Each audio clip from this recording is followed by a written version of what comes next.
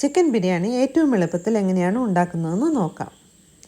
Chicken 2.5 kilo നല്ല വൃത്തിയായി കഴുകി വയ്ക്കുക. അതിലേക്ക് 1 ക്യാപ്സിക്കം, 2 സവാള, 3 തക്കാളി, 1 പിടി മല്ലിയില, 1 പിടി പുതിനയില, 2 table spoon Kashmiri powder, 1/4 table spoon മഞ്ഞൾപ്പൊടി. അതിലേക്ക് 1 നാരങ്ങയുടെ ജ്യൂസ് പിഴിഞ്ഞൊഴിക്കുക. അതിലേക്ക് 1/2 കപ്പ് തൈരും 1/2 ഗ്ലാസ് സൺഫ്ലവർ ഓയിലും ഒഴിക്കുക.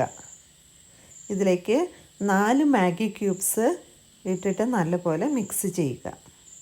അതിനുശേഷം 10 ഗ്രാമ്പൂ, 5 ഏലക്ക, 10 കുരുമുളക്, 2 പീസ് ഇഞ്ചി, 10 വെളുത്തുള്ളി ഇവ ചതച്ച് ഇതിലേക്ക് ആഡ് ചെയ്യുക. ഇതിലേക്ക് 3 ടേബിൾ സ്പൂൺ ചിക്കൻ മസാലയും 1/2 ടേബിൾ സ്പൂൺ മല്ലിപ്പൊടിയും നല്ലപോലെ ചേർത്ത് മിക്സ് ചെയ്യുക. എന്നിട്ട് ഇത് അറ്റ്ലീസ്റ്റ് 2 മണിക്കൂറെങ്കിലും മാറിനേറ്റ് ചെയ്യാനായിട്ട് വെക്കണം. നമ്മൾ ഇതിനകത്ത് മാഗി ക്യൂബ്സ് ചേർത്തിരിക്കുന്നതിനാൽ അതിനകത്ത് ചിലപ്പോൾ ആവശ്യത്തിന് ഉപ്പ് കാണും. പക്ഷേ ഉപ്പില്ലെങ്കിൽ വീണ്ടും നമ്മൾ ഉപ്പ് ആഡ് ചെയ്യണം. ഞാൻ ഇതിൻ്റെ അകത്തേക്ക് 2 ടീസ്പൂൺ ഉപ്പ് ആഡ് ചെയ്തു. നമ്മൾ ചിക്കൻ മാരിനേറ്റ് ചെയ്ത് അതേ പാത്രത്തിൽ തന്നെ അടുപ്പിലേക്ക് വെച്ച് കത്തിക്കുന്നു. അതേസമയം മറ്റൊരു പാത്രത്തിൽ നമ്മൾ ചോറിന് വേണ്ടിയുള്ള കാര്യങ്ങൾ സെറ്റ് ചെയ്യണം. അതിലേക്ക് 2 പട്ട, 10 ഗ്രാമ്പൂ, 10 കുരുമുളക്, ഒരു 4 ഏലക്ക ഇവ ചേർക്കുക.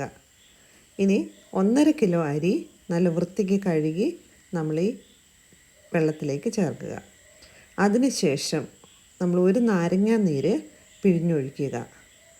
എന്നിട്ട് കുറച്ച് സൺഫ്ലവർ ഓയിലോടെ അതിലേക്ക് ഒഴിക്കുക. അതിലേക്ക് ആവശ്യത്തിന് ഉപ്പ് കൂടെ ചേർത്തിട്ട് നമ്മൾ തുറന്ന് വെച്ച് ഇത് വേവിക്കുക.